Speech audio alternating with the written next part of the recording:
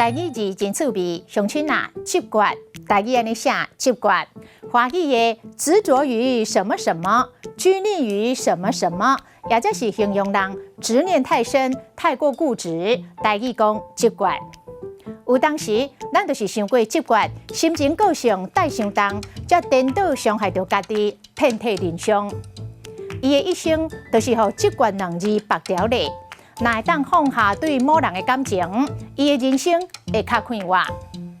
美国113岁人瑞老阿嬷森豪斯去做生咯，伊捌讲过，讲生活当中的问题爱尽力来解决。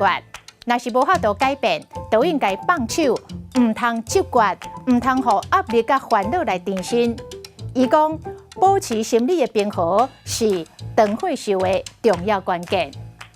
佛家讲，苦唔是苦，乐唔是乐，拢只是一时的执着尔尔。若会当放下，心就自在咯。